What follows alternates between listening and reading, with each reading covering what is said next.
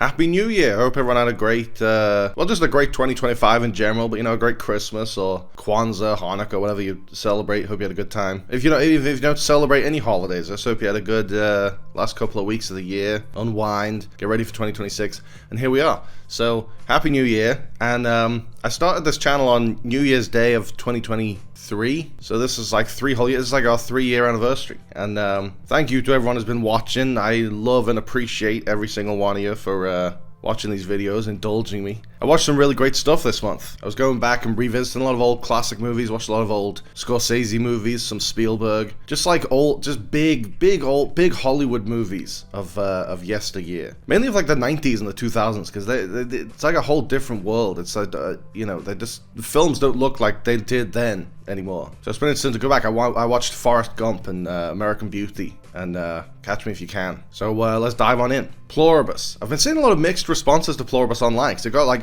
universal acclaim from critics. I thought it was fantastic every week watching it. It was one of the shows, I really couldn't wait for the new episode to come out every week. But a lot of people seem to be complaining it's a slow burn. People are saying it's like boring because it's visual storytelling. You have to actually watch the screen and pay attention to follow the story. But it's like, you just get off TikTok, put your fucking phone down and watch the show. But yeah, it's an incredible kind of philosophical exercise. I mean, it's great science fiction. It's great. It's Rhea Seehorn's performance is fantastic. But it's using this like weird what-if scenario of the apocalypse to explore the human condition and human nature, and it's really interesting. But I'm writing I'm gonna do a video about it, so I won't say too much now. But it's a fantastic show. If you haven't gotten around to it, give it a go. The season's over, so you can binge watch the whole thing, so you won't get bored.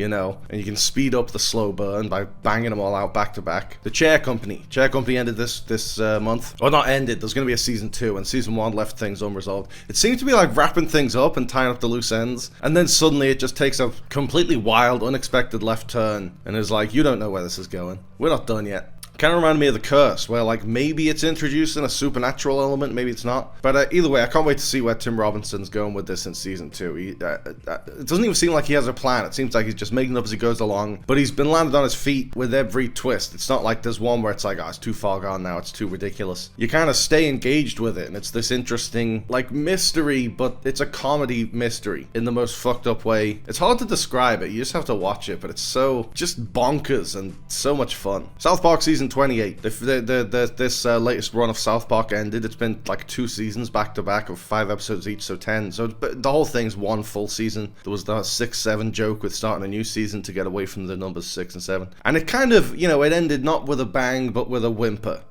They had given themselves all these storylines to deal with, Trump and Satan having a baby together and all this shit that just had been run into the ground. They were beating a dead horse by that point, but they had to resolve the story somehow. It almost seemed like they were like, let's just fucking get this over with. So I don't know, this latest run's been a mixed bag, but there's been some fun stuff in it. I mean, some of the caricatures of people in the Trump administration was very funny, like the having Stephen Miller as like an Igor type kind of hunchback, crypt creeper kind of guy, or Pete Hegseth go around with like unearned military regalia. He's just getting his ass kicked, and he's posting on social media, and the cherry on top was the Danger Zone parody, like, Pete Hegseth's a fucking douche. That was catchy, and it's true. This Is the End. Rewatch This Is the End. It's one of my favorite movies. I remember watching it as a kid when it came out, and it being one of the first like 15 rated films I could go and watch and get into without needing my mom or dad with me. And it just is like the kind of thing where you're like, how did a major studio let this get made? That it's like the humor's so dark, and it touches on like the Christian apocalypse and morality and things, and it's got elements of like Rosemary's Baby, and it's lit like a horror film. It's lit really dark and gloomy and not like bright like a comedy usually is. Like, it doesn't look like a comedy, but it's so funny, and Danny McBride is so fucking funny in it. I mean, everyone is so funny in it. Jonah Hill and Craig Robinson, but it's just a classic, an unheralded classic. I don't think it gets the love it deserves. Shōgun. I started watching Shōgun last month because I've become obsessed with Ghost of Tsushima, and now Ghost of Yotei. I got that for Christmas. I've been playing that obsessively. And Shōgun is like watching Ghost of Tsushima, the TV show. Or I suppose Shōgun original series and the book came way before, so it's more like Ghost of Tsushima is like playing Shōgun, the video game. But for the order I've gone in, it feels like it just is nice to be immersed in feudal Japan, because I love that culture. I love the architecture and, the armor, the samurai armor, and the code of honor, and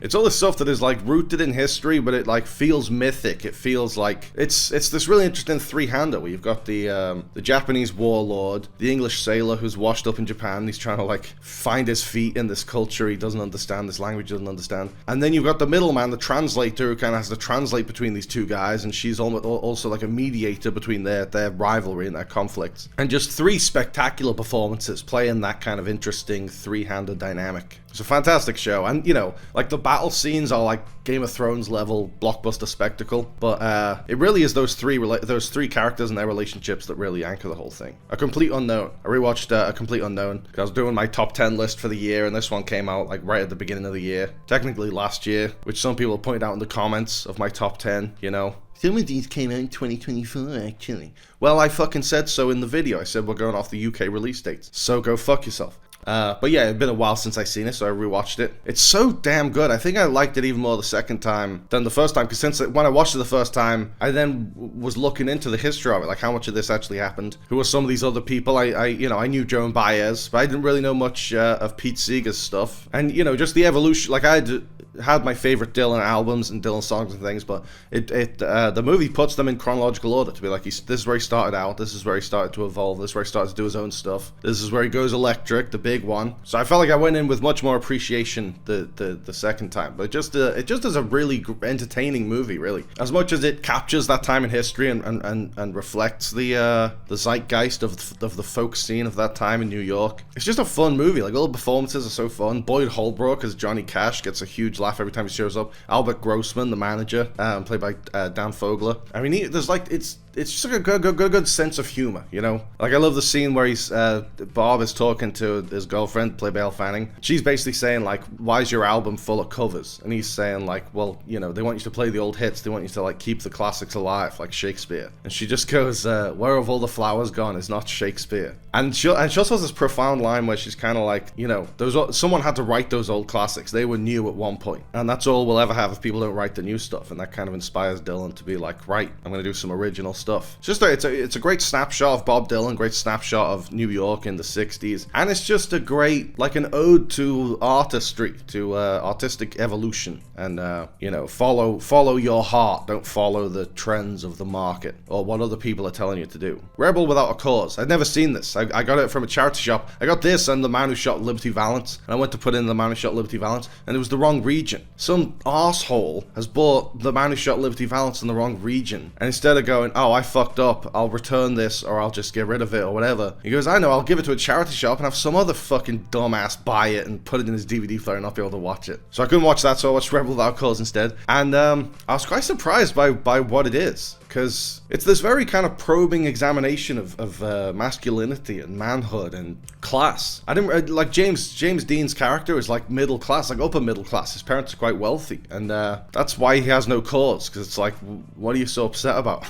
You won the lottery. You were born into money. But there's this interesting dynamic with his dad, where he sees his dad as very unmasculine and very feminine, and like the film really leans into it. He has the dad wear the mum's dressing gown, and when the mum's sick, the dad's doing all the housework. And it's like, for the 50s, that was like crazy that the man would do that. You watch something like Mad Men, and it's just like, woman, get in the kitchen. But here's a guy who's like doing all his wife's chores while she's in bed, laid up sick. And James Dean's infuriated with that. He's like, how dare you? Stand up for yourself, Dad. So it really wasn't the movie the movie I was expecting to see was American Graffiti. And it's not that at all. But it is easy to see why James Dean was so beloved and so charismatic and such a huge star for such an early age and for so few films to have done. And kind of, you know, the tragedy that he would only get to do like 3 films, and then he died tragically, and we never got to see where his career would have gone. But this was a fantastic start. This was an incredible performance. Mid-Morning Matters with Alan Partridge. I hadn't seen this in ages, probably since it was on. These ones where it's like his radio show. It's like a webcam in the radio station where they've started putting his show online, and it's as if you've gone on the North Norfolk Digital website and clicked on it to watch it, and you just dropped in on a random broadcast. And there's so much good stuff in it for that limited setup, for it to be almost set entirely in this like sound booth. There's so many good bits in it, like especially with him and the sidekick Simon and that kind of whole relationship. Five Nights at Freddy's 2. This was a massive letdown, even considering that the first film wasn't that good. It was just boring. It's like it starts off with an interesting prologue where you see the backstory of, you see Freddy Fazbear's when it was up and running.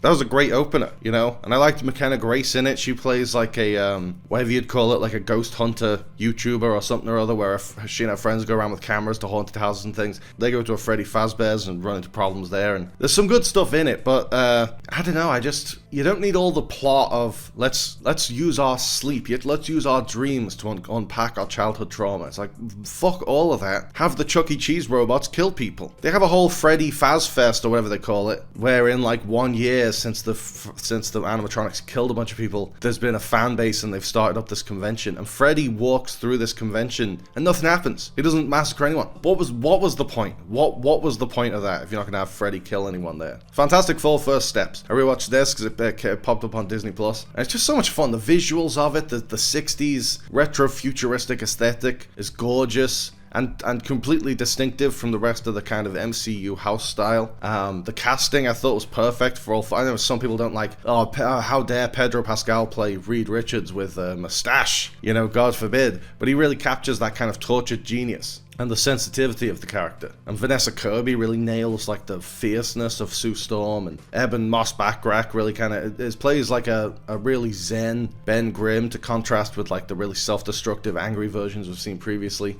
Joseph Quinn has obviously the effortless charm to play Johnny Storm. That should have been a no-brainer. And the whole thing, I mean, it's the same dilemma that Pedro Pascal faced in The Last of Us. But I like that it's, you know, they're fighting this huge, monstrous alien entity that's gonna destroy Earth without thinking twice and can do it easily. But it's not about like the whole world is at stake. It's about like our baby's at stake. He wants our baby, and if not, he will destroy the planet. So it personalizes it. It's not just like the world's gonna end. It's like he's gonna take our baby. I really enjoyed it. A couple of my friends who've seen it didn't like it, which is fair enough. You know, to each their own. But I really liked it. And I feel like it's in keeping with the spirit of those classic comics from the 60s. But without the Stan Lee's old comics, you go back and read them now, compared to more modern comics, they're very, very wordy, and the film isn't as wordy. The Funhouse. This is a slasher from the early 80s, directed by Tobe Hooper. I think it was the last chapter in Cinema Speculation, Tarantino's book, was about this. And it's, you know, a pretty generic slasher, but I love the setting of it. I love that it's set at this circus, like after hours. It's full of monsters and freaks, and, you know, actually the whole time I was watching it, I just kept thinking, like, this would be a great setting for, like, one of those games like Until Dawn or The Quarry, where you're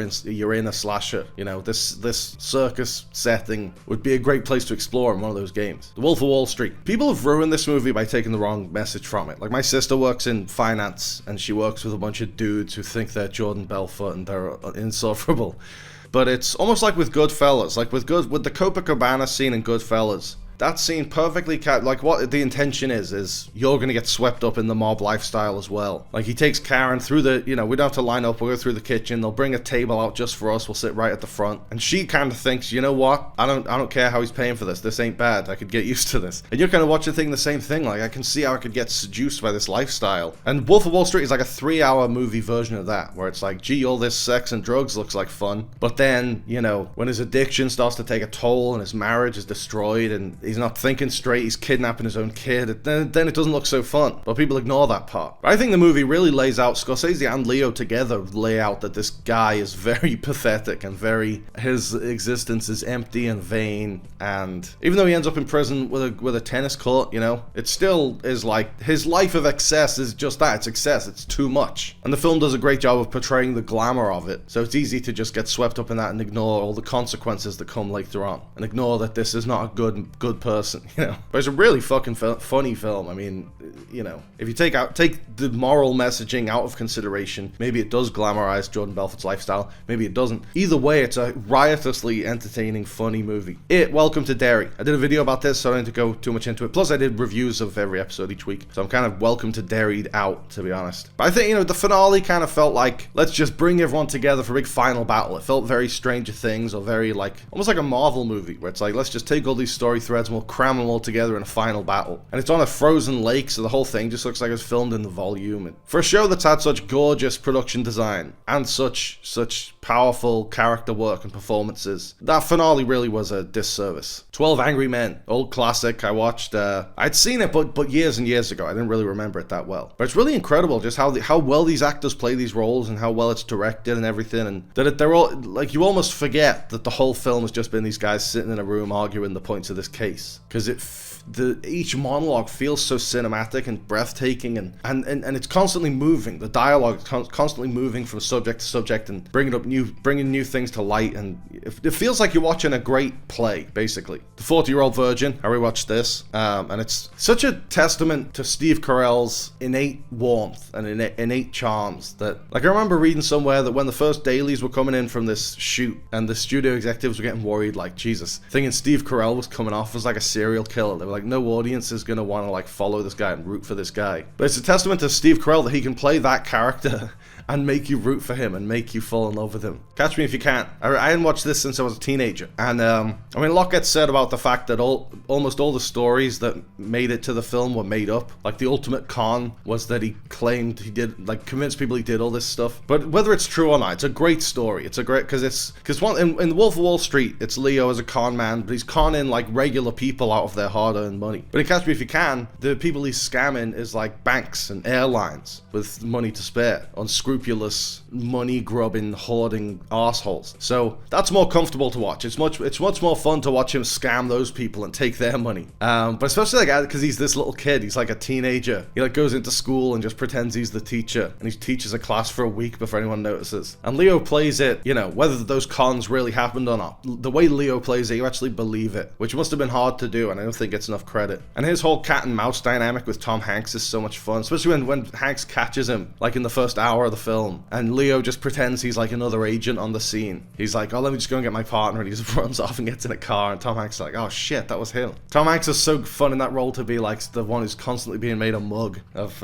you know, for not being able to catch Leo. Forrest Gump. After I finished Catch Me If You Can, I wanted more Hanks, because I love Tom Hanks. And Forrest Gump popped up on Netflix. I was hoping for maybe something a bit shorter, because this was probably like 2 in the morning I was starting this. But I thought, like, I'll watch a bit of it, maybe watch the rest in the morning. I watched the whole of Forrest Gump, or into the morning, into the wee hours. Because it's just a great film. It's like, whether you like, you know, some people think it's the coincidences of every aspect of 20th century culture that was impacted by Forrest Gump. Because there's like the big things. There's like that he met Nixon and he ratted on the Watergate and everything. And I think the bigger ones like that are fun. It's when there's little things like when he's running across the country and he wipes mud off his face, and it's the smiley face, which isn't even realistic that it would look like that after he just smeared it all over his face. But it's like things like that. It's like, you gotta cut that. Like, I'm more willing to believe the 8 huge things he did, like investing in Apple early on and that kind of thing, because he thought it was a fruit company. I'm more willing to believe them if you don't also pepper in these little things, because he's also like, that guy did design a t-shirt and it was quite popular. It's like, how do you remember that guy and his t-shirt? You just wiped your face on it, you didn't get his name. So if you don't, you know, some of that stuff gets a bit grating, like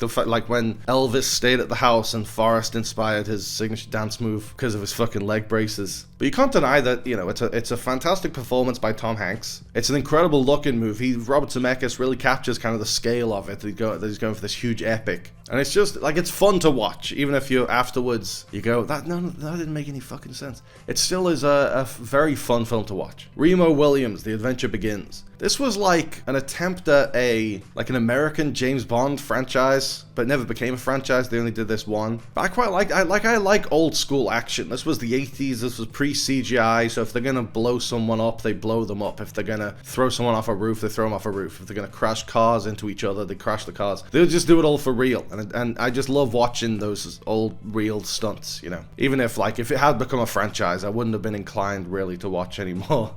Which might have been why they never bothered. Die Hard with a Vengeance. I fucking love this movie. I love the Sam Jackson, Bruce Willis dynamic. I think that Zeus was such a perfect foil for McClane. And it deals with, like, racial issues head on in a big studio action movie. Like, this is a tentpole blockbuster film. And they have these interesting discussions about race and class, and, you know, their chemistry is so good. And Jeremy Irons as the villain, playing Simon, like a diabolical game of Simon Says. I love all of it. I think it's the best Die Hard sequel, and just one of my favorite films from childhood. I used to watch this one all the time. I might have rewatched this one as a kid more times than I rewatched the first one. The Lost Bus. This is Paul Greengrass directed it, and Matthew McConaughey and America Ferrara star in it as he's a bus driver, she's a teacher, and there's like a California wildfire. He's the only person in the area who can come and pick up her kids, so she jumps on his bus with all these kids, and they're just gonna try and get these kids through the fire, and people are looting and going crazy and attacking people, and it's like it's really a really good thriller. And I think the spectacle of the fire is much more engaging than the actual characters. Even though, Matthew McConaughey and American Forrest, great actors, and I loved seeing them interact with each other. I don't think necessarily the material they were given, the characters they're given to play, are like worthy of their talents, worthy of what they can do. Because as much as I would love to see Rust from True Detective and the girl from Real Women Have Curves stuck on a bus together in the middle of a fire, the characters are more one note than that. They're more generic than that. But there's, the actors are still a joy to watch, and it's an incredible true story. Clerks. I rewatched the first Clerks. I always have this like inspirational thing when I watch it. Like, it's a fun movie, and I really like the characters and the performances, and you can tell like Kevin Smith's voice arrived fully formed, and it was exciting and different, which you can even appreciate now that everyone's copied the pop culture referencing and ample curse words. I get excited watching it because I see a young kid who just picked up a camera and made a movie and launched a career with it, He didn't need anyone to come and tell him, hey, do you have a movie idea? Let's make a movie. He just did it, and he's an inspiration to us all. Clerks 2. After Clerks 1, I rewatched Clerks 2. And I really like Clerks 2. A bit more mixed on Clerks 3 because it's like aggressively sad, like in a mean way. It's mean to the audience. And it's, it's just not as funny as the first two. But I find Clerks 2 maybe even funnier than Clerks 1. And I love the change of set because I never worked in a convenience store, but I did do some work experience at McDonald's, so I know the world of fast food more than I know the world of the quick stop. But I love the musical number on the roof is great. The whole thing with the donkey show. It's a much bigger movie than Clerks 1, but like that's what you expect from a sequel. All of You. This is Brett Goldstein and Imogen Poots are in a world where there's some test that can determine who your true soulmate is, so it takes all the guesswork out of it, and you don't have to go on awkward first dates. You can just marry the person you're meant to be with. And Imogen Poots takes the test and meets the guy and falls in love and has a kid. And Brett Goldstein never takes the test, and he doesn't believe in it. He believes in real life interactions and, the real meet someone, fall in love experience, which is becoming obsolete with this test. But the person he loves, the person who he believes is his soulmate, is Imogen Poots, and he never takes the test, so you never know. But she's married with a kid now, and I think that whole sci-fi conceit was unnecessary. You don't need, like, quote-unquote the test, because it's not a sci-fi film, really. It's got a sci-fi setup. But this could just be a story about two best friends who, one of them, a man and a woman, the man's in love with the woman gets married, the man confesses his love, they have an affair. Like, that's basically what it is. It's a story about an affair. I just wish we'd gotten to know the characters a bit more. Like, they have great chemistry, Brett Goldstein and Imogen Poots. Like, when they're joking and laughing together, you really believe, like, they're having a great time, they have a long-standing rapport. But it didn't really explore too much why he's so hung up on her, why she is resistant to him, and why she just keeps saying she can't leave her husband. There's absolutely no way she can leave her husband. But never says why. Like, what? Because, divorce is expensive, it's a long process. But she doesn't even say that. She doesn't even give that as an excuse. So it was an interesting story. All the pieces were there. It just needed, the script just needed to go into a bit more depth than it did. E.T. the Extra-Terrestrial. I rewatched E.T., which, E.T., I liked E.T. as a kid, and I used to, if it was on TV, I would watch it and really enjoy it. But I don't think I fully appreciated it till I was an adult, till I was grown up, and I revisited it a few years ago. I was like, oh god, this is a masterpiece. It's one of Spielberg's most personal films. Like, there's an alien in it, but it's really just about this lonely kid whose his parents' marriage has fallen apart, and he feels aimless. He doesn't have his father figure around. He's getting bullied at school, gets bullied at home most nights, and then he meets this alien and he finds a kindred spirit, another lost, lonely soul, and they become the best of friends, and it's heartwarming to see. And it's one of the most beautiful films you'll see. It's so sweet and endearing, And who would have thought, like, the design of E.T., he basically looks like a turd with eyes. And Spielberg makes you fall in love with him. Spielberg makes you see him as the most beautiful creature in the universe, even though he looks like that, because of the power of storytelling. The Aviator. After rewatching Wolf of Wall Street, I was in the mood for more Leo Scorsese collaborations. And I hadn't seen this one in years, but it's so good. It's like,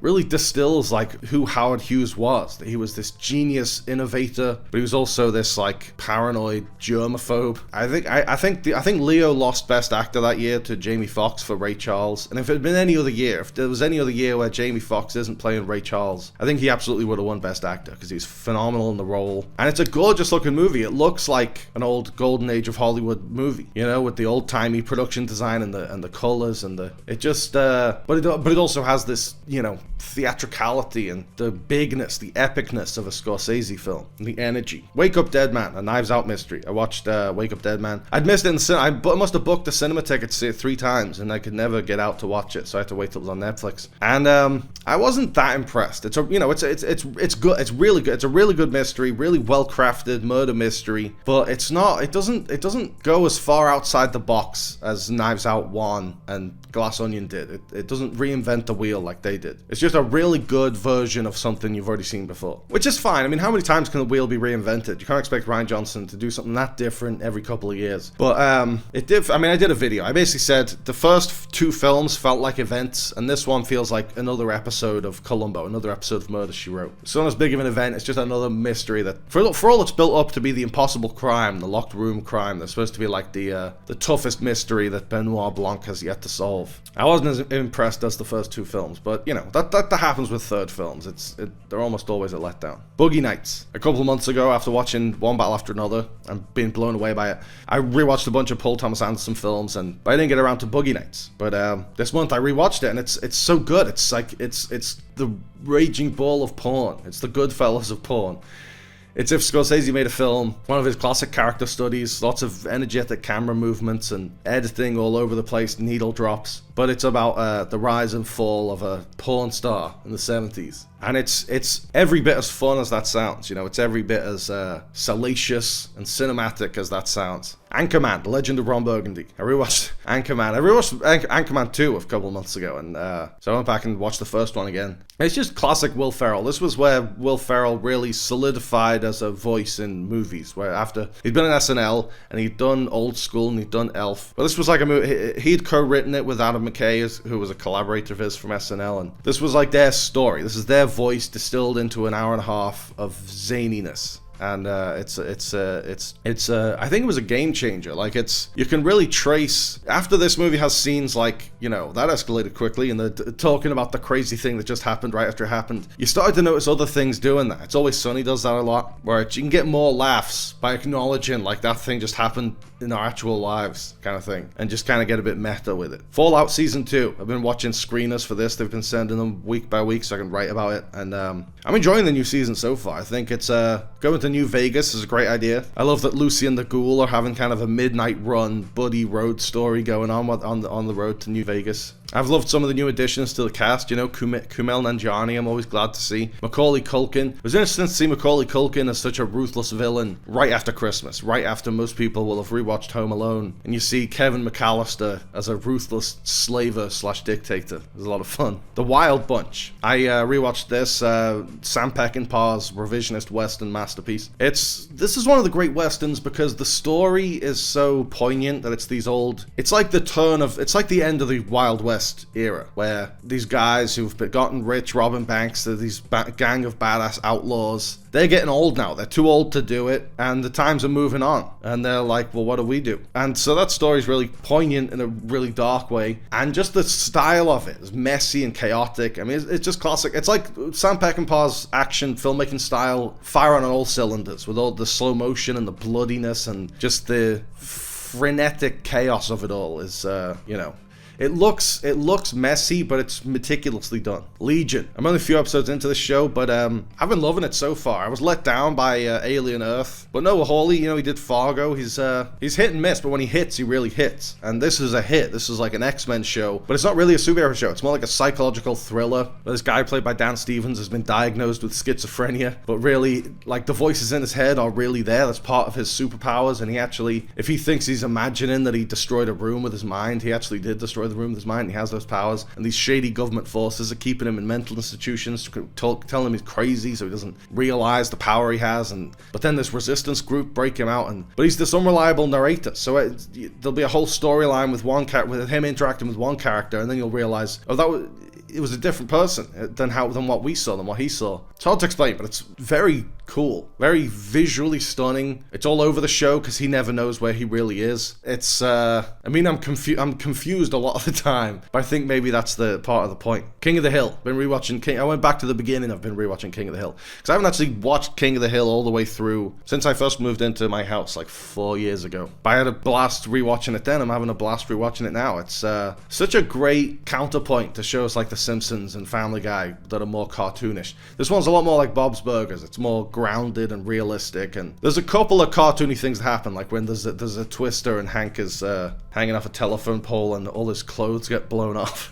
Like, that's not realistic, but the show is as grounded as a cartoon can be. And, you know, the animation style, the kind of like pastel colors and the very plain look of it, realistic look of it, is kind of reminds me of like a Norman Rockwell painting. It's like this snapshot of Americana. And it's like, just the performances, you know, Mike Judge playing Hank, or Kathy Najimy playing Peggy, or Pamela Adlon playing Bobby, or the late great Brittany Murphy playing Luann, are such incredible performances. They're such well-rounded, three-dimensional human characters, even though they're literally two-dimensional. It's such a great show. I'm in the middle of season 4 now, and there's just like at least every other episode is a banger, and then the rest, there's really funny stuff in them. The Princess Bride, after we lost Rob Reiner in the most horrific way imaginable, I wanted to go back and rewatch some of his films. I watched Princess Bride, because that's like his sweetest, happiest movie, and it was just tragic to see that someone who had brought so much joy to so many people would leave the world in such a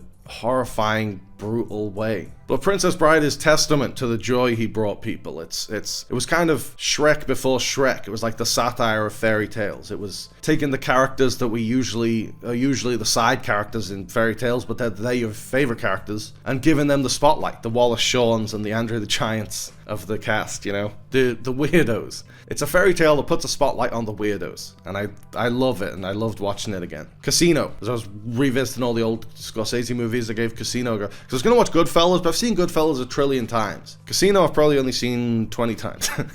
And it's because I always kind of thought of it as like the lesser cousin of Goodfellas, where it's like Goodfellas was really successful, let's just do it again in Vegas. But the more I watch it, the more it's a different movie, and it's the things that are different about it are what stands out. Like, well, it's a longer, more somber movie for starters. Goodfellas was edited to feel like a feature-length trailer. And Casino feels like that at times, but it slows down for a lot of like heartbreaking moments, like when Joe Pesci is forced to watch his brother get beaten to death, and you know, that's not, Scorsese doesn't cut away, he forces you to sit through the horror of that. And the whole relationship of Robert De Niro and Sharon Stone, where it's like this horribly toxic relationship that they both play so spectacularly, and James Woods in there as like the other guy who's just sleazy piece of shit, and you think, what does she even see in him? It's all so great, such great stuff. Back to the Future, rewatch Back to the Future, just a perfect movie across the board. Like, what else can I say about it? It's use of plant and payoff, where it sets things up in the first act that pay off in the third act, and just, it's a perfect screenplay. It's perfectly acted, and you know, Michael J. Fox and Christopher Lloyd have such spectacular chemistry, and it's just an absolute masterpiece. All in the Family, after Rob Reiner passed. I'd never seen full episodes of All in the Family. I've seen lots of clips online, but me and my dad went back and watched a few. We watched some of the highest rated ones on IMDb. One of them was Mike Stivic.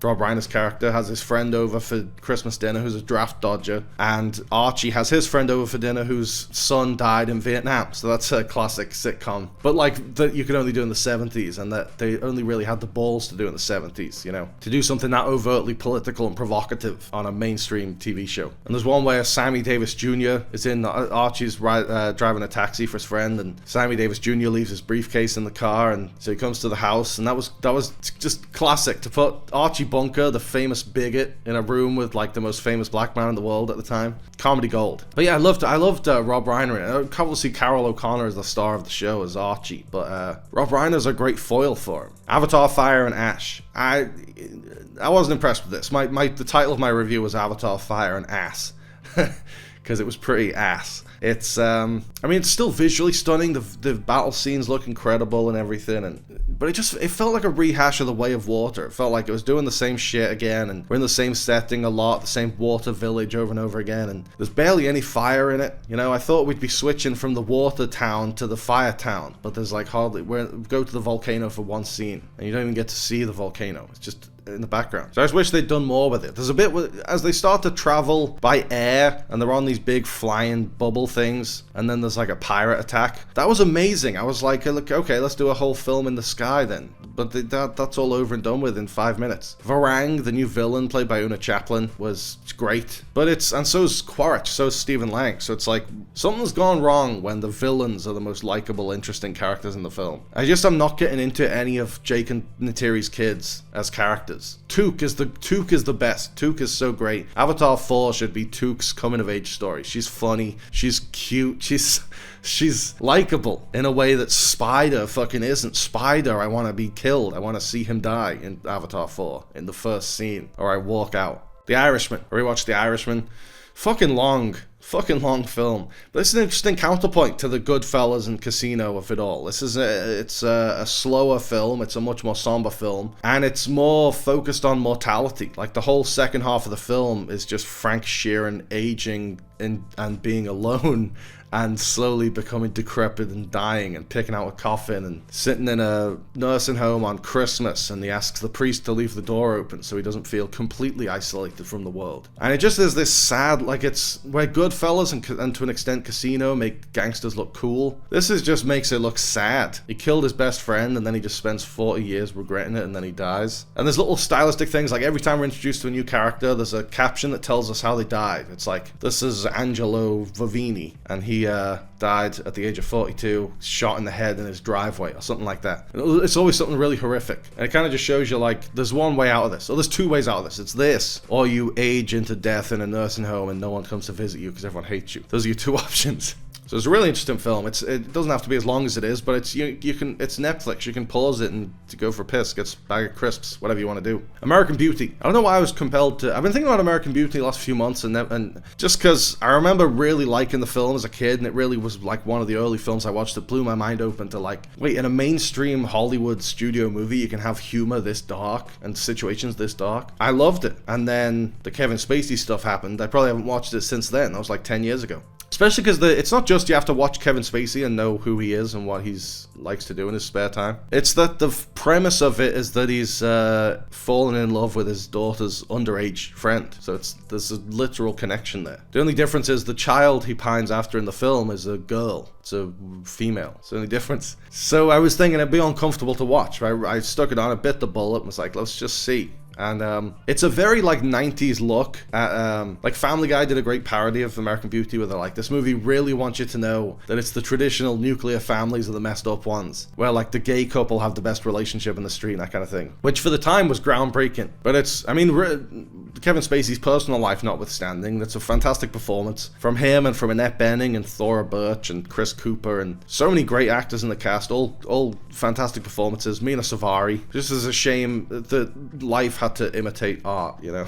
Heat. I rewatched Heat because I'm just getting back into watching these big Hollywood movies of yesteryear, and Michael Mann's slick LA crime epic is like as big as they get and as Hollywood as they get, and it's realistic. Like, there's the shootout sequence alone makes this film a masterpiece, with the sounds of the bullets ricocheting off the buildings in downtown Los Angeles. You know, it's not like all added in post and it's all fake. Like, they were firing real blanks on the streets. They were getting the actual sounds of it. It just feels so visceral. And obviously Pacino and De Niro, it's great to see them in the prime, in the top of their game. And it's, you know, Pacino's story in the movie is basically he's on coke the whole time and he says wild things. And that's his whole arc, basically. But with De Niro, there's this interesting story where he's this professional bank robber with this very strict set of rules. One of those rules is don't get attached, but he falls in love. And he can't let go of his grudge with Wayne Grow. And these rules are solid. And as he breaks them one by one, it all unravels and he fucks himself over. And it's this ultimate tragedy where he's like, he is his own undoing. And that's all very Elmore Leonard or very Parker, you know. It's just a masterpiece. Avengers Infinity War. Rewatched Infinity War, and it was just great to go back to a time when Marvel movies were genuinely exciting and, like, consistently delivered. Because Infinity War might be the best movie in the MCU, certainly one of the best, and it's certainly the epitome of what it was at its peak in Phase 3 or whatever it was when that came out. That just epitomizes just how great Marvel fucking was. Avengers Endgame. After Infinity War, we watched Endgame, and that's the same thing. It's like it was so so exciting. Everyone was so excited to see where these characters' stories were going. We knew who the characters were, which right now it's like, who even are the Avengers? And this one's, messier and more bloated than Infinity War. It's not quite as focused, and it's not quite as, like, there's things in it that I hate. The whole scene with Black Widow and Hawkeye and Vormir, and you could tell they reshot the thing 8 times. Like, that's her death. She's such a beloved character. She'd been around for like a decade at that point. She deserved so much more than the janky-ass, poorly edited death scene they gave her. But there's a sequence in the middle where Tony and Steve go back to 1970 to collect more Pym particles and also to get the, I think the Tesseract is one they've gone for. They didn't get it in New York because Loki got away with it. But that was an ingenious bit of plotting, I think, because just when the second act is starting to get a bit too MacGuffin-y, and everyone's on different planets in different times trying to get different Infinity Stones, they personalize it. It sort of winnows it down to a more intimate level, where Tony gets to have one last conversation with his dad about fatherhood, and his dad doesn't realize he's talking to his son from the future, but he gets to have that heart-to-heart with him about his own fears as a dad and how his dad dealt with it, and Steve sees Peggy again, falls in love with her all over again. And I think getting to have those moments in the midst of this huge plot of let's get the stones, it like salvages that second act. And Tony's goodbye with his dad really hit me, because like I just lost my granddad about a month ago now, and then we just had the funeral like a week ago, and so that hit pretty hard. Aliens, after being let down by Avatar 3, I think I just wanted to see some genuine James Cameron magic. And Aliens is like the perfect James Cameron movie. It's action-packed, but it's emotional. It's got this emotional core of mother and daughter, surrogate mother and daughter, who've both lost their own families, and they find this kinship with each other. And then it personalizes it where Ripley's not just trying to survive. She's got to save this kid as well. And there's an interesting parallel with the alien queen, who she just wants to protect her kids as well. So there's this interesting thing where she basically is Ripley, the badass mom who will kill anyone who tries to hurt her baby. It's just a fucking perfect movie. Cat in the Hat. For some reason, for a couple of months, me and my family have had this plan that we were going to watch the Mike Myers Cat in the Hat on Christmas. I don't know where it came from, but we didn't do anything on Christmas. We didn't even do a turkey dinner. We just kind of hung out all day and didn't see anyone. And we watched Cat in the Hat. And it's so fucking good. I don't understand. It's got such negative reviews, and it actually made the Dr. Seuss estate ban anyone from making a live-action Dr. Seuss film again because they hated it so much. So now they all have to be animated. But I think it's great. Like, it's Mike Myers is having so much fun playing the cat. It's like he's having as much fun with that as he does with a character like Dr. Evil or the Love Guru. The supporting cast is full of great people, Sean Hayes and Alec Baldwin are so funny in it, and it just looks amazing. Like, Bo Welch, the director, is mainly known as a production designer. I think this was the only film he ever directed, and he's worked on films with Tim Burton. He worked on Beetlejuice, he worked on Edward Scissorhands, he did Batman Returns, so he knows his way around like set design, and he brings the world of Cat in the Hat to life spectacularly in this film. It looks like it reminded me of Barbie Land in the Barbie movie, where it's probably a mix of green screens and real sets, but the whole thing looks so immersive. It looks like a real place, and it's just a fun movie. It was written by Seinfeld writers, so the comedy is actually really good and absurdist and dark in places, certainly for a kids film. It was just an unsung masterpiece, an unheralded masterpiece. The Muppet Christmas Carol. It was Christmas, so we watched Muppet Christmas Carol after Cat in the Hat. And Michael Caine is the perfect Scrooge. He really brings the emotions of Scrooge, even though he's surrounded by Kermit and Fozzie Bear and everything. He really commits to it and makes the film work with an impassioned, dedicated performance of Scrooge. I don't know if it's the best Scrooge, because I haven't seen all the Christmas carols, but that's got to be one of the best. It's my favorite anyway. Home Alone. We watched Home Alone again on Christmas, and Macaulay Culkin was just such a great, for a child actor to be able to anchor a film entirely by themselves, and not even like he's the star and he's surrounded by supporting cast. Like, he's in the house on his own most of the time. Like, a lot of adults can't anchor a film like that, but he was 10 years old and fucking nailed it. It's a ridiculous plot, but John Hughes is such a great writer. He makes it work, and the actors all get the tone of what they're doing, especially Joe Pesci and Daniel Stern. They know exactly how to play those villains to be like guys you hate but also kind of love, and they're not, it's not like it doesn't go too dark, but at the same time they do say they want to murder the kid. It's like the tone of Home Alone could have easily completely fucked up, and they nailed it. Stranger Things season 5. I watched the next batch of, I think, 3 episodes that came out on Boxing Day, and then there's gonna be the final episode on New Year's Day. I'm done with Stranger Things at this point. Like, that whole scene, it's been memed a lot, but the whole scene where Will gathers everyone, including people he's never met, met or spoken to make this whole show, song and dance about coming out. That was just handled so poorly. I love that they are finally addressing it head on, that Will is gay. I don't know, I think he should have told his best friends and his brother and his mom, but why is everyone else there? Oh, and Robin, because she's been helpful with his journey, but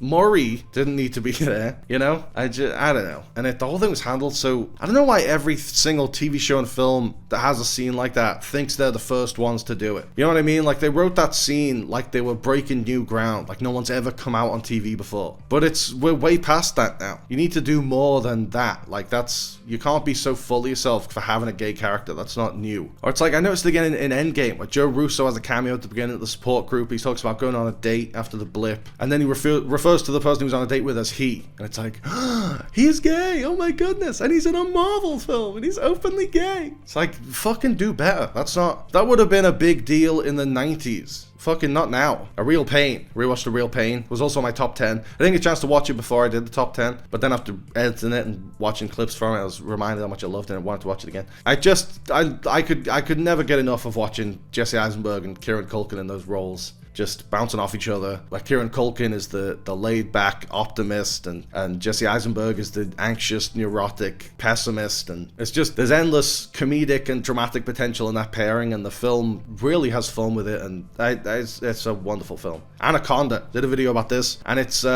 so much better than I thought it would be, because the trailer seemed to give away the whole film, and then the critics didn't like it. It got a rotten score on Rotten Tomatoes, so it kind of just seemed like, this is probably gonna be a letdown.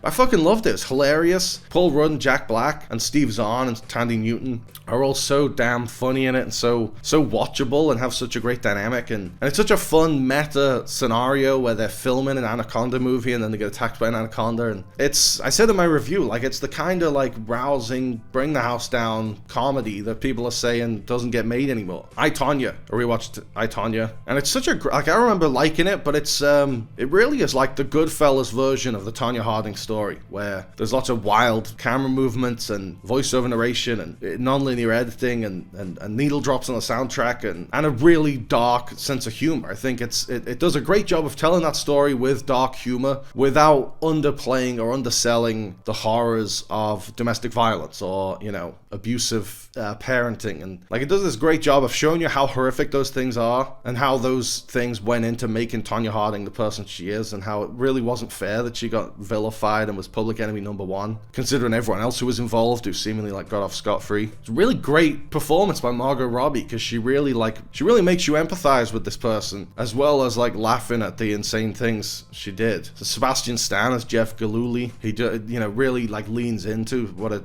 piece of shit he is. And Allison Janney as fucking Tanya's mom is so brilliant, and I think won an Oscar for it, and deservedly so. She's so twistedly funny. But yeah, I really had a good time with it. I can't wait to see what that director, Craig Gillespie, I can't wait to see what he does with Supergirl this summer. And yeah, with looking forward to 2026, that's everything I watched in December 2025. Again, Happy New Year. Hope you had a good Christmas or whatever holiday you may celebrate or not celebrate. And I'll speak to you at the end of January.